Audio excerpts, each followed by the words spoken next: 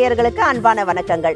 இந்த நிகழ்ச்சி தெய்வ தரிசனம். தெய்வ தரிசனம் நிகழ்ச்சியின் மூலமாக உங்க எல்லாரையும் சந்திக்கிறதுல ரொம்பவே சந்தோஷம். இந்தியா முழுவதுமே பல ஆயிரக்கணக்கான கோவில்கள் இருக்கிறது.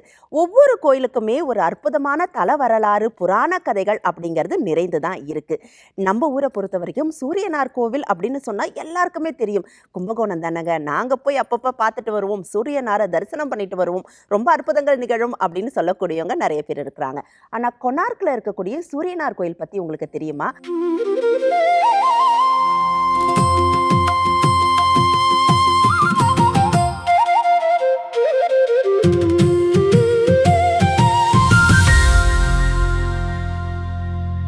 இன்றைய தெய்வ தரிசனம் நிகழ்ச்சியின் மூலமா கொனார்க்கில் அமைந்திருக்கக்கூடிய சூரியனார் கோயிலுடைய தல வரலாறு என்ன, புராண கதைகள் என்ன, அங்க இருக்கக்கூடிய சில மர்மமான விஷயங்கள் என்ன, இது குறித்த விளக்கங்கள் தரதுக்காக நம்முடைய அரங்கத்துல இணைந்திருக்காங்க தீபா அருளாளன் மேம். வாங்க மேம வரவேற்கலாம்.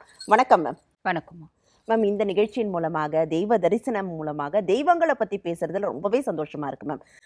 நம்மளுக்கு உலகத்துல முதலா தோன்றிய ஒரு கடவுள் அப்படிங்கிற ஒரு பெயர் எப்பவுமே சூரியனுக்கு உண்டு. ஏன்னா சூரியன் தான் உலகத்தில் இருக்கக்கூடிய அத்தனை உயிர்களையும் தோற்றுவித்தார் அப்படிங்கிற ஒரு பெருமை அவருக்கு உண்டு. இன்றளவும் அவர் இல்லாம ஒரு அணுவும் அசையாது. 1000 கரங்களோட நம்மளை அரவணைக்கக்கூடியவர் அப்படின்னே சொல்லலாம். அப்படி இருக்கக்கூடிய சூரியனாருக்கு கொனார்க்ல ஒரு கோவில் இருக்கு. அந்த இடம் எங்க அமைந்திருக்கு அப்படிங்கிறதையும் சொல்லுங்க மேம். அது கட்டாயமா ஒரு அற்புதமான ஒரு புராணம் இருக்கும் இல்லையா? அந்த புராணத்தையும் நம்ம நேயர்களுக்காக சொல்லுங்க. கண்டிப்பா. பொதுவாக பாருங்க, இந்த கொனார்க் சூரியனார் கோயில் ஒடிசா மாநிலத்தில் இருக்கு. இது பார்த்தீங்கன்னா 13ஆம் நூற்றாண்டு கட்டப்பட்ட கோயில். 13ஆம் நூற்றாண்டு முதலாம் நரசிம்ம தேவன் சொல்றது உண்டு, முதலாம் நரசிம்மவர்மன் சொல்றது உண்டு. அவரால் கட்டப்பட்ட கோயில்மா. இந்த கோயிலுக்கே ஒரு பெரிய தாத்பரியம் இருக்கு. அதே மாதிரி பார்த்தீங்கன்னா இந்த கோயில் சாதாரண கோயிலா, சாதாரண ஒரு கட்டிடமா இருக்கா அப்படின்னா இல்லம்மா. இதுல பார்த்தீங்கன்னா பல அதிசயங்கள் நிறைந்திருக்கு. முதல்ல பாருங்க, இந்த கோயில் எப்படி இருக்கு அப்படின்னா, சூரியன் அப்படின்னாலே அவனோட தேர் நம்மளுக்கு தெரியும் இல்லைங்களா? 7 குதிரைகள் பூட்டிய தேர். அந்த 7 குதிரைகள் பூட்டி அருணன் ஓட்டுவான். இதுதான் தேர்னோட அம்சம் இல்லைங்களா? இப்ப இங்கேயும் தேர் வடிவத்துல பார்த்தீங்கன்னா அந்த கோயிலினோட கட்டுமானம் அப்படின்றதுக்கு தேர்ல 24 சக்கரங்கள் பூட்டப்பட்டிருக்கு. 7 குதிரைகள் பூட்டப்பட்டிருக்கு. 24 சக்கரங்கள் இருக்கு. அந்த 24 சக்கரங்களும் வெறும் அழகுக்காகவா? இல்லம்மா. சூரியனுடைய ஒளிக்கேத்த மாதிரி 24 சக்கரங்களும் கடிகாரங்களாக செயல்படுது. நேரத்தை துல்லியமா நம்மளுக்கு கணக்கு கொடுக்குது அப்படின்றது தான் அந்த கோயிலினோட மிகப்பெரிய அதிசயமேம்மா. ஆச்சரியமா இருக்கு மேம். 24 மணி நேரத்துல தான் நம்ம ஒரு நாளை கணக்கிடுறோம். அது அந்த காலத்திலேயே ஒரு தேருடைய வடிவத்துல கோவிலையே கட்டமைச்சிருக்காங்க. ஆமா, அதனோட சக்கரங்கள் நம்மளுக்கு நேரத்தை காமிக்குது அப்படின்றது உண்மைமா. அதுக்கும் மேல அதுல இன்னொரு பெரிய விஷயம் என்ன அப்படின்னா, கர்ப்ப கிரகத்துல பாத்தீங்கன்னா சூரியனோட சிலை காத்துல நிற்கும். அது பார்த்தீங்கன்னா எந்தவித சிமெண்ட்ல கீழே பேஸ்மெண்ட் அது எதுவுமே இல்லாமல் காத்துல அப்படியே பார்த்தீங்கன்னா ஃப்ளோட்டிங் ஸ்டாச்சு அப்படிம்பாங்க பார்த்தீங்களா, மிதக்கும் சிற்பமாக இருந்திருக்கு. இந்த மிதக்கும் சிற்பமாக இருந்ததுக்கு காரணம் என்ன அப்படின்னா, அந்த கோயிலினோட கோபுரம் பார்த்தீங்கன்னா கோபுரத்தில் 52 டன் எடையுள்ள கந்தகம் மேக்னெட் சொல்லுவாங்க பார்த்தீங்களா, காந்தம். அந்த காந்தம் தான் கூரையா அமைக்கப்பட்டிருந்திருக்கு. எவ்வளோ ஒரு பெரிய டெக்னாலஜி இருக்கணும்.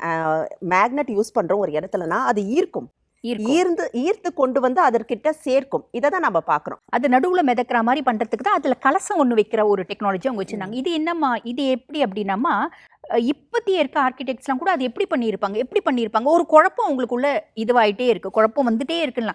சில மிஸ்டீரியஸ் டெம்பிள்ஸில் தாம்மா இதெல்லாம் வருது. புரியுதுங்களா? இதெல்லாம் இதில் என்ன நடக்குது, இதில் பார்த்தீங்கன்னா ஏன் இந்த மாதிரிலாம் பண்ணியிருக்காங்க, இதனோட கட்டிடக்கலை என்ன, இதில் இருக்க இன்ஜினியரிங் டெக்னாலஜி என்ன கண்டுபிடிக்க முடியல. புரியுதுங்களா? நிஜமாலுமே ஆச்சரியமூட்டக்கூடிய ஒரு விஷயம் தான் மேம். ஏன்னா இன்றைய காலகட்டத்தில் இருக்கக்கூடிய பிள்ளைகளுக்கு கூட தெரியும், அந்த north pole south pole attach ஆகாது, தூரம் போகும். அப்படின்னா அந்த டெக்னாலஜில பண்ணியிருந்தா தூரம் போயிருக்கணும். இல்ல நார்த் போல் சவுத் போல் அந்த மாதிரி இருந்ததுன்னா கூட நம்மளுக்கு அது ஆப்போசிட் போல்ஸ் அட்ராக்ட் ஈச்சதுன்னா north pole south pole attract ஆகி மேலே போயிருக்கணும். சேம் போல்னா தூரம் போயிருக்கணும். ரெண்டுமே இல்லாம ஒரே இடத்துல மிதக்குது அப்படின்னும் போது அதை கண்டுபிடிக்க முடியல. எப்படி அவங்க பண்ணியிருப்பாங்க? எப்பவுமே சொல்றது ஒரு விஷயம் உண்டு, தெய்வங்கள் நான் இருக்கேங்கிறத ப்ரூவ் பண்றதே நம்மளுக்கு அப்பாற்பட்ட ஒரு அறிவுல உருவாக்கப்பட்டிருக்கக்கூடிய இந்த கோவில்கள் மூலமா தான். உண்மைதான். ஏமா அதுக்கு கைலாசநாதர் கோயில் உதாரணம் இல்லையா? நிறைய கோயில்கள் இருக்குமா, நிறைய கோயில்கள் இருக்கதான் செய்து. அதுக்கு சூரியனார் கோயிலும் விதிவிலக்கல்ல அப்படின்றதாமா உண்மை. அப்ப அந்த சிலை எப்படி இருக்குன்னா, மேலையும் போய் ஒட்டலையும் கீழையும் பாத்தீங்கன்னா பேஸ் பேஸ்மெண்ட்லயும் இல்ல, பேஸ்மெண்ட்ல நடுவுல ஃப்ளோட்டிங் ஸ்டாச்சுவா இருந்திருக்கு. அது என்ன ஆயிருக்கு அப்படின்னா, அந்த கந்தகத்தினோட பவர் வந்து எந்த அளவுக்கு இருந்திருக்கு அப்படின்னா, எந்த வந்து கப்பல்கள் போகுது அப்படின்னாலும் அதுல திசை காட்டி இருக்கும் பார்த்தீங்களா? ஆமா. அது இரும்புனால ஆ. தானே இருக்கும். அந்த திசை காட்டி தப்பா வந்து பார்த்தீங்கன்னா, திசைய காமிச்சு நெறைய மாலுமிகளுக்கு உயிர் சேதம், கப்பல் சேதம் இதெல்லாம் நடந்திருக்கு. ஓ! இந்த கோயில்ல இருக்க அந்த காந்தத்தால மட்டுமே. காந்தத்தினால. நடந்ததுனால அந்த வந்து பார்த்தீங்கன்னா, காந்தம் அகற்றப்பட்டது. ஆனா இப்பயும் வந்து பார்த்தீங்கன்னா, ஆய்வாளர்கள் ரொம்ப திணர்றாங்க. எப்படி 52 டன் எடையுள்ள காந்தம் மேல வந்து கோயிலுக்கு மேல போச்சு? தெரியல. ம். இப்ப வரைக்கும் எப்படி போச்சு? அ எப்படி அத கொண்டு போய் வச்சிருப்பாங்க? என்ன டெக்னாலஜி பயன்படுத்தி இருப்பாங்க? தெரியல. ஆனா உண்மை என்ன அப்டின்னா, நரசிம்ம தேவன் வந்து பார்த்தீங்கன்னா, முதலாம் நரசிம்ம தேவன் 12,000 நம்ம வந்து பார்த்தீங்கன்னா, சோல்ஜர்ஸ வச்சு, அதாவது சிற்பக்கலை ஆய்வாளர்கள, சிற்பக்கலை வல்லுனர்கள வச்சு 12 வருஷம், ஒரு நாளைக்கு 12,000 பேர் 12 வருஷம் அந்த கோயில வடிவமைச்சிருக்காங்க. 12 வருஷம். இதுவும் 12 கிட்டத்தட்ட வருஷம். அந்த நாள்காட்டியோட சம்மந்தப்படுது ஆமா, பாருங்களேன். ஆமா. 12 12 வருஷம். வருடங்கள். ஆமா. ஆ. 12 வருஷம் பண்ணியிருக்காங்க. அதுக்கப்புறம் வந்து பார்த்தீங்கன்னா, அந்த கோயில் முழுமையடையல. முழுமையடையாதனால நரசிம்மதேவன் என்ன பண்ணியிருக்கான், இந்த குறிப்பிட்ட காலகட்டத்துக்குள்ள இது முழுமை அடையணும். ம். அடையல அப்படின்னா, உங்க அத்தன பேரோட தலையும் துண்டிக்கப்படும் அப்படின்றது சொல்லியிருக்காரு. ஒரு கடுமையான தண்டனை குடுத்திருக்காரு. ஏன் அப்படின்னாமா, கோயில் கட்டிட்டாங்க. உள்ள வந்து கர்ப்ப கிரகத்துல சிலை வச்சுட்டாங்க.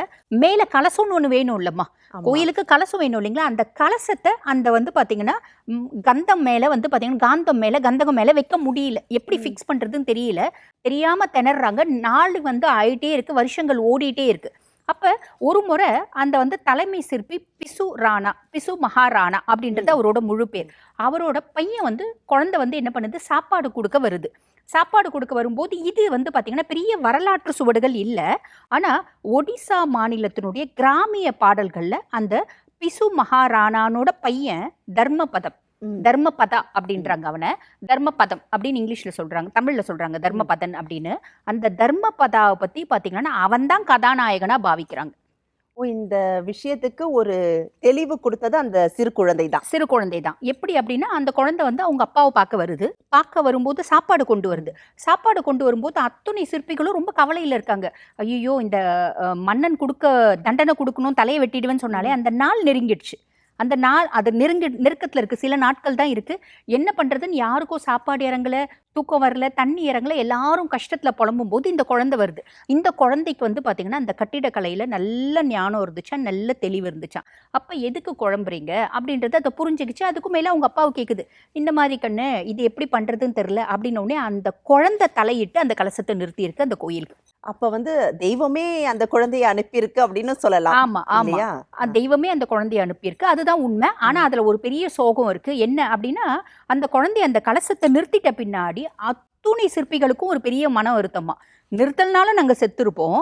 நீ நிறுத்தனதுனால சின்ன சின்ன பையன் செய்யறது உங்களுக்கு திறமை இல்லையான்னு எங்க உயிருக்கு ஆபத்தா இருக்குமே. எங்களுக்கு பெருத்த அவமானம் வருமே, பெருத்த அசிங்கம் வருமே. அதுக்கும் மேல மன்னன் என்ன பண்ணுவான்? எங்க தலைய துண்டிக்க தானே செய்வான். எங்களுக்கு கடுமையான தண்டனை தானே குடுக்க செய்வான். அப்படின்னு அழுது புலம்புனாங்களாம். உடனே அந்த குழந்தை எந்த கோபுர கலசத்த நிறுத்துச்சோ, அந்த கலசத்து மேல இருந்து பக்கத்துல இருந்த நதி, சந்திரகாந்தா நதி அப்படிங்கிறாங்க. அந்த கடல்ல விழுந்து இறந்துருச்சாம். அப்போ உண்மைக்கும் பார்க்க போனா ஒரு தெய்வீக குழந்தையா தான் நம்ம வந்து அந்த தர்மபதாவ பார்க்கணும். பார்க்கணும். தர்மபதாவ அப்படிதான் பார்க்கணும். ஆனா, அந்த தர்மபதானோட சோகமும் அந்த கோயில்ல வந்து கோயிலுக்கு பார்த்தீங்கன்னா, இருக்கு. அந்த கோயில் வந்து பாதியிலே நின்னதுக்கு இந்த குழந்தையினோட இறப்பும் ஒரு காரணம் அப்படின்றது சொல்றாங்க. அந்த கோயில் அதோட வந்து பார்த்தீங்கன்னா, அந்த கோயில்ல பெரிய பராமரிப்பு இல்ல. ஆனாம்மா, இன்றளவும் நம்ம கொனார்க் போனோம் அப்படின்னா, சூரியன் நிதர்சனமா இருக்கான் அப்படின்றது நமக்கு தெரியும். எப்படி அப்படின்னா, பொதுவா இங்க நம்ம சூரியனார் கோயில் போது அந்த வெப்பத்த இப்ப நம்ம கும்பகோணத்துல வந்து சூரியனார் கோயிலுக்கு போறோம் அப்படின்னா, அந்த வெப்பத்த நம்மளால உணர முடியாதும்மா. ம். ஆனா, அந்த பக்கம் போறாங்க அப்படின்னும் போதும்மா, சூரியனார் கோயில் கிட்ட போக, போக, போக, போக நம்மளால தாங்க முடியாது. அவ்ளோ பயங்கர வெப்பம் வேக்காடு இருக்கும். இருக்கும். ஆ. நீங்க போனீங்களான்னா உங்களுக்கு தெரியும். பயங்கர வேக்காடு இருக்கும். என்ன ட்ரெஸ் போட்டாலும் உள்ள அப்படியே ஊத்தும். அங்கேயே வந்து பார்த்தீங்கன்னா, வெளிய கடைகள்லாம் 11 மணிக்கு மூடிடுறாங்க. 11 மணிக்கே. 11 மணிக்கு. ஆ இந்த ரொம்ப மழை காலத்துலலாம் வந்து பார்த்தீங்கன்னா, ஒரு 12 மணிக்கு மூடுறாங்க. மாலை வெயில் தாழ்ந்த பின்னாடி 4:30 மணிக்கு சில சமயம் அதாவது காலங்கள பொறுத்து. ம். 4 மணிக்கு தொறக்கிறது, 4:30 மணிக்கு தொறக்கிறது அப்படிதான். அந்த நடு காலம் முழுசும் வந்து பார்த்தீங்கன்னா மூடிடுறாங்க. ஏன்னா, அந்த அளவுக்கு வெப்பம் இருக்கு. அந்த கோயில் உள்ள போக, போக, போக அந்த வெப்பத்த பயங்கரமா நெருப்புக்குள்ள நம்ம போறா மாரியே நம்மளால உணர முடியுமா. இப்போ வந்து பக்தர்கள் கொனார்க்ல இருக்கக்கூடிய நம்மளுடைய சூரியனார தரிசனம் பண்ணணும்னா, கட்டாயமா இந்த 11 மணிலேருந்து இந்த 4 மணி வாக்குல தரிசனம் பண்றது கொஞ்சம் சிரமம் தான். முடியாது கஷ்டம். ம். அப்ப என்ன பண்ணும், அதுக்கும் மேலமா அது வந்து வடநாடு அப்படின்றதுல நம்மளுக்கு அங்க சாப்பாடு ரொம்ப பிரச்சனையா இருக்கு. ம். போற வழியெல்லாம் வந்து பாத்தீங்கன்னா ஆளு இல்லாம சாப்பாடு கொடுக்குமா, ஆளு சப்பாத்தி. நம்மலாம் உருளைக்கிழங்கு டெய்லி சாப்பிட்டு சாப்பிட்டு பழக்கம் இல்லை இல்லைங்களா? ஆக நம்ம வந்து போறவங்க, இப்ப கார்லயே போறவங்க நிறைய பேர் இருப்பாங்க இல்லைங்களா? போறவங்க கொஞ்சம் உணவும் நம்ம வந்து அதுக்கேத்த மாதிரி நம்ம கொஞ்சம் வெஜிடபிள்ஸ் நம்ம செஞ்சு சாப்பிட்ற மாதிரி, இல்ல நெய் கண்டிப்பா எடுத்துட்டு போகணும். அந்த ஹீட்டுக்கு. அந்த ஹீட்டுக்கு நெய் கண்டிப்பா எடுத்துட்டு போகணும். அதே மாதிரி தண்ணி நிறைய குடிச்சுக்கணும். நாங்க உருளைக்கிழங்குலாம் நல்லா சாப்பிடுவோம் அப்படின்றவங்களுக்கு பிரச்சனை இல்லை. வயதானவங்க போறாங்க அப்படின்னா, இப்ப நாங்கெல்லாம் போகும்போது எங்க அப்பாலாம் வந்தாங்க. அப்ப அவங்களுக்கு வந்து அந்த உருளைக்கிழங்குலாம் சாப்பிட முடியல. என்ன நாங்க செஞ்சு கொடுத்தாலும் நோ ஆளு இல்லாம கொடு. எங்க ஹோட்டல்ல போனாலும் ஆளு அந்த உருளைக்கிழங்கு வச்சு தான் அவங்க சாப்பாடே கொடுக்குறாங்க. அப்ப வயதானவங்க போறாங்கன்னா அதுக்கேத்த மாதிரி அவங்க ப்ரிப்பேர் பண்ணிட்டு போகணுமா. அந்த நிச்சயமா. சூரியனார் கோயில்ல அவ்வளோ விசேஷம் அப்படின்னு சொல்லலாமா. மேம் ரொம்ப அற்புதமான சில விஷயங்கள் சொல்லியிருக்கீங்க. எப்பவுமே வந்து ஒரு துர்சம்பவம் நிகழுது அப்படின்னு சொன்னாலே, அதற்கப்புறம் அந்த கோயிலுடைய அந்த புராண கதைகளே மாறி போறத நம்ம வந்து பார்க்குறோம். இந்த சம்பவம் மட்டும்தான் பேசப்படும். அதற்கு பின்னாடி இருந்த நல்ல நிகழ்வுகள் பேசப்படாம, எந்த தவறான ஒரு செய்தி இருக்கோ அது மட்டும்தான் பகிரப்படும், அது மட்டும்தான் பரப்பப்படும். அதுதானே எல்லா காலங்கள்லயும் இருக்கிறத அப்படிதான் பார்க்குறோம். அப்ப இந்த கோவிலுக்கு போகணும்னு நினைக்கிறவங்களுக்கும் இந்த செய்தி போகும்போது, அந்த சூரியனார் நமக்கு என்ன மாதிரியான பலன்கள குடுப்பார்? போலாமா? வேண்டாமா? அப்படிங்கிற ஒரு டைலமா இருக்கும் இல்லையா? உண்மை. கட்டாயமா அத கொஞ்சம் தெளிவுபடுத்துங்க மேம். இல்லம்மா, அதாவது அந்த ஒரு நம்ம வந்து அந்த குழந்தையா பார்க்குறோம். ஆனா அந்த ஒடிசா மாநில அந்த கிராமிய மக்கள் வந்து அவனை தெய்வமா தெய்வமா. பார்க்குறாங்க. அப்ப ஒரு குழந்தை, ஒரு தெய்வம் அதனோட உயிரை கொடுத்து, அந்த குழந்தையினோட பொறப்பே அதுதான். ம். அந்த குழந்தையினோட பொறப்பே அதுக்காக தான் இருந்திருக்கு. அந்த கலசத்தை நிறுத்துறதுக்காக தான் இருக்கு. புரியுதுங்களா? அந்த சந்திரபாகா நதியில அந்த குழந்தை விழுந்திருக்கு. சந்திரகாந்தா நதி, சந்திரபாகா நதி அப்படின்னு சொல்றாங்க. அது ஒரு கடல் பகுதி.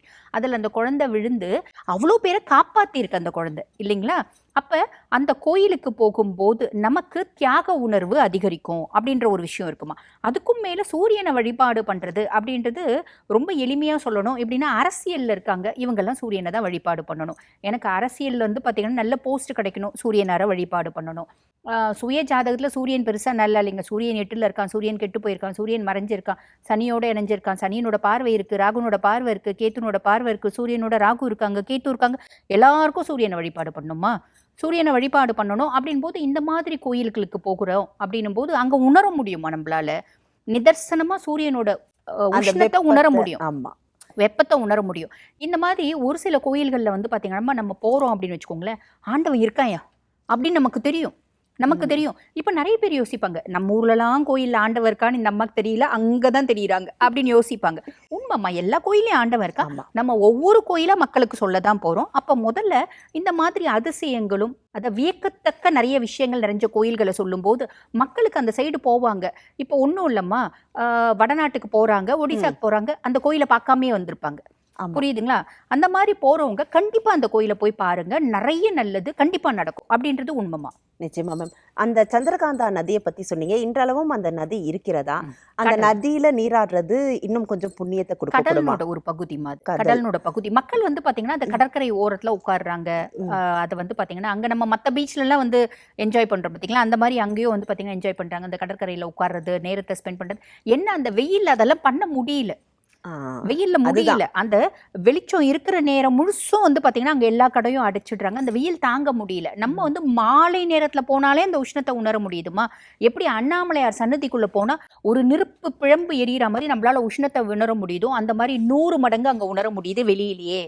அப்ப நிதர்சனமா சூரியனார் அங்கதான் இருக்கிறாரு அப்படிங்கிற மாதிரி இருக்கு உண்மை இல்லையா? உண்மைமா. ஏன்னா நம்மளுடைய பாரத கண்டத்தை மட்டும்தான் டெக்னாலஜிக்கலா இல்லை ஜியாகிரபிக்கலா பிரிக்கும் பொழுது இந்த ஈக்வேட்டர் ரீஜியன்ஸ் அதெல்லாம் ஜாயின் ஆகிற இடத்துல சரியான சில கோவில்கள் இருக்கிறத நம்ம வந்து பார்க்குறோம். பார்க்க முடியும். correct. சில நேர்கோட்டில் சில கோவில்கள் இருக்கு. அந்த காலத்துல எப்படி அந்த நேர்கோட்டை வந்து கொண்டு வந்தாங்க? அதே மாதிரி நவகிரகங்கள் அதோட திசையில தான் அந்தந்த கோவில்களையும் அமைந்திருக்கிறாங்க. ரொம்ப சிம்பிளா சொல்லணும் அப்படின்னா, பஞ்சபூத ஸ்தலங்கள், ஈசனோட ஸ்தலங்கள் அத்தனையும் நேர்கோட்டுல நேர்கோட்டில் இருக்கு. அப்ப எப்படி அத நேர்கோட்டுல யார் யாரோ எந்தெந்த காலகட்டத்திலயும் கட்டினது இப்ப correct. நீங்க கட்டினீங்கன்னா நீங்க அதே ஒரு நேர்கோட பிடிச்சிருக்கலாம். நீங்க கட்டியிருக்கீங்க, நான் கட்டியிருக்கேன், அவங்க கட்டியிருக்காங்க, எப்படி அதை பிடிச்சிருப்பாங்க. அதுக்கும் மேல எப்பதான் வந்து பாத்தீங்கன்னா விஞ்ஞானம் தோற்குதோ அப்பதான் மெய்ஞானம் பிறக்கும் அப்படிம்பாங்க. இதுக்கெல்லாம் நம்மளால பதில் சொல்ல முடியாது. நிறைய வந்து பாத்தீங்கன்னா எல்லா ஸ்பிரிச்சுவல் விஷயத்தையும் நான் ரிசர்ச் ஓரியன்டா சயின்டிஃபிக்கா சொல்லணும் அப்படின்னா பதில் தெரியாது. ம், தெரியாது. correct. அதுக்கும் மேல நம்பினால் நம்புங்கள் அப்படின்னு தான் நம்ம சொல்லணும். ஆனா நிதர்சனமா வந்து பாத்தீங்கன்னா நம்மளால உணர முடியும். போறவங்களுக்கு தெரியும், நான் போயிருக்கேன், எனக்கு தெரிஞ்சிருக்கு. அந்த மாதிரி போனவங்க கண்டிப்பா வந்து அவங்களால உணர்ந்து இருக்க முடியும். அதுதான் உண்மை. நிச்சயமா யாரெல்லாம் சென்று வழிபாடு செய்யலாம் அப்படிங்கிறது குறித்த அற்புதமான விளக்கங்களையும் தந்தீங்க மேம். இன்னும் ஒரு சிறு சந்தேகம் இருக்கு. வழிபாட்டு முறைகள் ஒவ்வொரு ஸ்தலத்துக்கும் மாறுபடும் இல்லையா? உண்மை உண்மை. அந்த அளவுக்கு வெப்பம் மிகுந்த ஒரு ஸ்தலத்துல நான் சென்று வழிபாடு செய்யறேன் அப்படின்னு சொன்னா, நீங்க சொன்ன மாதிரி ஒரு 6 மணிக்கு மேல ஒரு அந்தி சாயிற பொழுதுல தான் போயிட்டு சூரியனாரே பார்க்க வேண்டியிருக்கு. ஆமா. அந்த சாந்தி அந்த பின்னாடி தான் அவரை பார்க்க சூரியனாரே வேண்டியது பார்க்க இருக்கு. ஆமா வேண்டியிருக்கு. ஆமா. அப்படி இருக்கும் பொழுது வழிபாட்டு முறைகள் மாறுபடுமா? ஏன்னா இங்க சூரியனாரை பார்க்கும்போது நம்ம புஷ்பங்கள் வாங்கி போகிறதாக இருக்கட்டும், நம்ம சாயாதேவி மாயாதேவி சமேதரா அவர் இருப்பாரு. இங்க எப்படி இருக்கிறாரு? நம்ம என்ன மாதிரியான வஸ்துக்கள் வாங்கிட்டு போகணும்? இல்ல, அங்க வந்து பாத்தீங்கன்னா நிறைய கடைகள் இருக்கு. ம். நிறைய கடைகள் இருக்கு. இப்ப அந்த வடநாட்டு கலாச்சாரம் அங்க இருக்குமா, அங்க நம்ம வந்து பாத்தீங்கன்னா இங்க அர்ச்சனை பண்ற மாதிரி தான் அங்கேயும் அங்கே கொண்டு போறது. பண்றாங்க. அது வந்து பாத்தீங்கன்னா அதே மாதிரி தான் இங்க நம்ம எப்படி வழிபாடு பண்றோமோ அதே மாதிரி தான். ஆனா என்ன அப்படின்னா அந்த ஒரு நாட்டு கலாச்சாரம். இப்ப நம்ம வந்து பாத்தீங்கன்னா சூரியன் அப்படின்னா சிவப்பு நிற வண்ணம் வச்சுட்டு இருப்போம், மலர்கள் வச்சுட்டு இருப்போம், தேங்காய் வச்சுட்டு இருப்போம். அதெல்லாம் அங்கேயும் இருக்கு. அதுக்கு மேல அந்த துணி கொடுக்கறது, ம். அதை வந்து நம்ம வண்டியில கட்டிக்கிறது, அங்கத்தையும் வந்து பாத்தீங்கன்னா பிரசாதம் அப்படிதான் வந்து போதுமா வழிபாடு. என்ன நம்ம இதை நீ வந்து வழிபாடு ஸ்தலமா நீ போய் பார்க்கல அப்படின்னாலும் டூரிஸ்ட் பிளேஸா நீ போய் பார்க்கலாம். ஓகே. டூரிஸ்ட் பிளேஸா நீ போய் பார்க்கலாம். உனக்கு ரொம்ப வந்து பாத்தீங்கன்னா ஞானம் இருக்கு அப்படின்னா அந்த சக்கரங்களை நம்மள பார்க்க முடியும். அந்த சக்கரங்கள், அந்த தேர்னுடைய ஒரு சிற்ப கலை அத்தனையும் நம்ம பார்க்கலாமா. ரொம்ப ஒரு அழகான இடம், ஒரு அழகான வழிபாட்டு ஸ்தலம், சூரியனுக்கு உகந்த இடம். போய் ஒரு முறை வழிபாடு பண்ணிட்டு வாங்க, நிறைய நல்லது நடக்கும் அப்படின்றது உண்மைமா. நிச்சயமா மேம். இப்போ இங்க கும்பகோணத்துக்கு பக்கத்துல இருக்கக்கூடிய ஒரு ரிஷபராசிக்கான ஒரு ஸ்தலத்துல சூரியன் எந்த இடத்துல இருக்குங்கிறத வந்து கணிக்கிறதுக்கு ஒரு சின்ன ஒரு குச்சி வச்சிருக்காங்க, சரியான ஒரு இடத்துல. அது வந்து நாள்காட்டி மாதிரி கரெக்டா அந்த நிழல் படுற இடத்துல பார்க்கும்போது நம்மளுடைய டைமும் அங்க இருக்கிற டைமும் வந்து சரியா இருக்குது. இது ஏதோ ஒரு நூற்றாண்டுல ஃபிக்ஸ் பண்ண ஒரு விஷயம். இங்க 24 சக்கரங்கள் இருக்குன்னு சொன்னீங்கல்ல மேம். அப்ப அந்த சக்கரங்கள் சரியா அந்த நேரத்தை காமிக்குதா? அது நம்மளால கணக்கு போட முடியலம்மா. அங்க கைடு வராங்க பாத்தீங்களா, ஆமா. அவங்க சொல்றாங்க இது பாருங்க இந்த சக்கரம் இப்படி இருக்கும்போது இப்ப நீங்க கரெக்டா பாருங்க 4:30 மணி இருக்கும் பாருங்க அப்படின்னா 4:30 மணி கரெக்டா இருக்கு. இப்ப நம்ம கிட்ட அவங்க டைம் பார்த்து சொல்றாங்க அப்படின்னா அவங்க கையில வாட்ச்லாம் இருக்க மாட்டேங்குது. இப்ப எங்க கிட்ட சொல்லும் போது 4:30 மணி அப்படின்னு சொன்னாரு. சரி, நாங்க அதுக்கப்புறம் வந்து பாத்தீங்கன்னா உட்கார்ந்துட்டு இருக்கோம். சரி, எப்படியும் அங்க கார்ல தானே போனோம் அப்படின்னு சொல்லிட்டு அந்த நேரத்துல அந்த இடத்துல நம்ம வந்து பாத்தீங்கன்னா நேரம் கழிக்கலாம் அப்படின்னு உட்கார்ந்துட்டு இருக்கும்போது வேற யாரும் வரும்போது அவங்க சொல்றாங்க மணி இப்ப பாருங்க 5:15 இருக்கும். 5:15 ஆமான்றாங்க அவங்க. அது நாங்களும் பார்த்தா 5:15 மணி 6ன்றாங்க. அந்த கணக்கு போடுறது அவங்களுக்கு தெரியுது, எங்களுக்கு தெரியல. இங்க நாங்க புதுசா போறதுனால அதை வச்சு எங்களால அந்த ஒளியை வச்சு கணக்கு போட தெரியல. ஆனா அங்க இருக்கவங்க அது அழகா கணக்கு போட்டு சொல்றாங்க.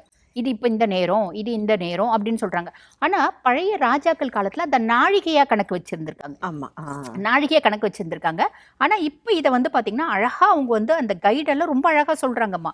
இது இப்படி இந்த இடத்துல இப்படி இருந்தா இதுதான் டைம் பாருங்க, இதுதான் டைம் அப்படிங்கிறாங்க. அதெல்லாம் வந்து ஒரு பெரிய அதிசயமா இருக்கு. அவங்க அதே இடத்துல பிறந்து அதே இடத்துல வளர்ந்து அங்கேயே வந்து பாத்தீங்கன்னா ஜீவனம் பண்ணியிருக்கிறதுனால அவங்களுக்கு அது தெரியுது. எனக்கு அது தெரியல, எனக்கு அது கணக்கு போட தெரியல. அவங்க சொல்றாங்க இது இப்படி இருந்தா இந்த மாதிரி நிழல், இந்த வெளிச்சம் இந்த சக்கரத்தாண்ட விழுந்தா இந்த மணி இருக்கும், இந்த வெளிச்சம் இந்த சக்கரத்தாண்ட விழும்போது இந்த மணி இருக்கும் அப்படின்னு சொல்றாங்க. ஏன்னா எனக்கு கணக்கு பண்ண தெரியல. அப்ப 24 சக்கரங்களும் ஒவ்வொரு மணி நேரத்தையும் குறிக்கிறதா இருக்கு. அந்த சக்கரத்துடைய நிழல் எந்த இடத்துல விழுதோ அத கணிச்சு அவங்க சொல்றாங்க. ஆமா, அவங்க அதை ஒரு கால்குலேஷன் வச்சுட்டு இருக்காங்க. அந்த கால்குலேஷன் வந்து அவங்க எக்ஸ்பிளைன் பண்றாங்க. எனக்கு புரிஞ்சுக்க முடியல. நம்ம ஒரே உணத்தை தான் உணர முடியுது. என்ன அப்படின்னா சூரியனோட வெப்பத்தை உணர முடியுது, அவரோட ஆற்றலை உணர முடியுது, அவரோட சக்தியை உணர முடியுது. அது என்னால உணர முடிஞ்சிச்சு. பட் இது என்னால எனக்கு உணர தெரியல. அதுதான் உண்மை. நிச்சயமா பல அற்புதமான விஷயங்களை நிகழ்த்தக்கூடிய ஒரு ஸ்தலமா கொனார்க்ல இருக்கக்கூடிய நம்மளுடைய சூரியனார் கோவில் பத்தி தகவல்களை சொல்லிட்டு இருக்கீங்க மேம்.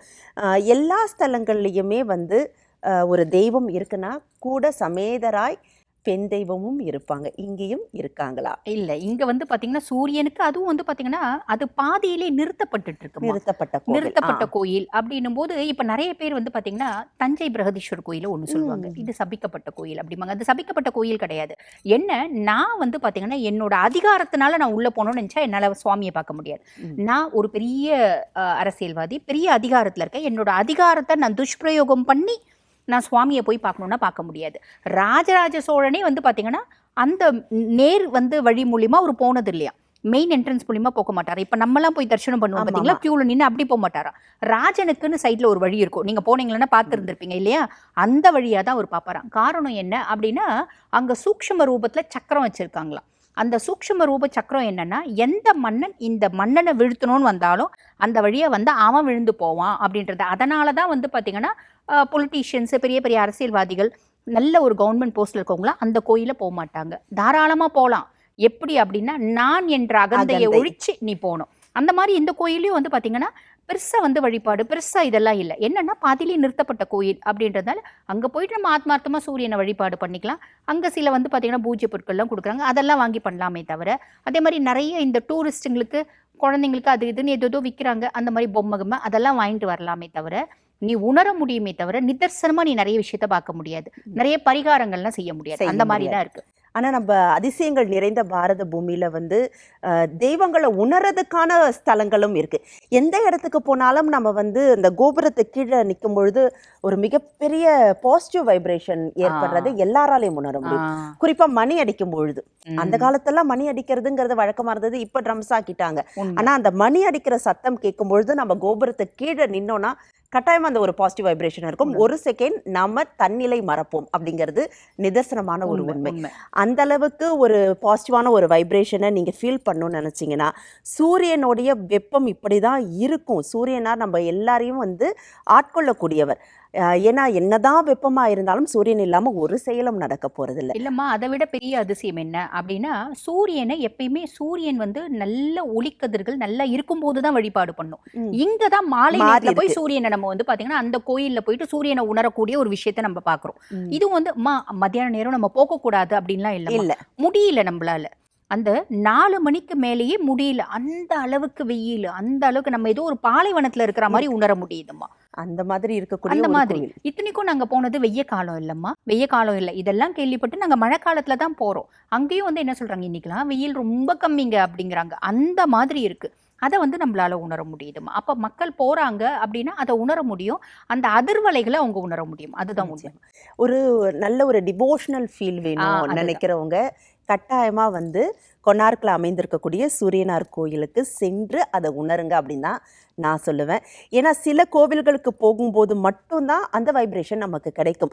சூரியன் அப்படிங்கிறது வந்து எல்லாருக்கும் எல்லா நன்மைகளையும் செய்யக்கூடியவன், உங்களுடைய ஆற்றலை பெருக்கக்கூடியவன். அப்படிங்கிறதுனால நீங்கள் எதில் ஜெயிக்கணும்னு நினைக்கிறீங்களோ நீங்கள் போயிட்டு கொனார்க்கில் இருக்கக்கூடிய சூரியனார் கோயிலை தரிசனம் பண்ணிட்டு வாங்க. இன்றைய நிகழ்ச்சியின் மூலமாக நம்மளுடைய தேவ தரிசனத்தில் கொனார்க்கில் அமைந்திருக்கக்கூடிய சூரியனார் கோயில் குறித்த தல வரலாறு என்ன, அங்கே நிகழ்ந்த மர்மமான சில விஷயங்கள் என்ன, அதனால் அந்த கோயில் நிறுத்தப்பட்ட வரலாறு அப்படின்ட்டு ஒட்டுமொத்தமாக ஒரு மிகப்பெரிய விஷயத்தை நம்ம கேட்டு தெளிவு பெற்றிருக்கோம் அப்படின்னு தான் சொல்லணும். இன்றைய நிகழ்ச்சியில் கலந்துக்கிட்டு கொனார்க்கில் அமைந்திருக்கக்கூடிய சூரியனார் கோவிலுடைய புராண கதைகள் குறித்து நம்மிடையே விளக்கமான பதிவு தந்தமைக்கு டாக்டர் தீபா அர்லான் மேம்க்கு ஒரு நன்றி தெரிவிச்சுக்கலாம். நன்றி மேம். நன்றி.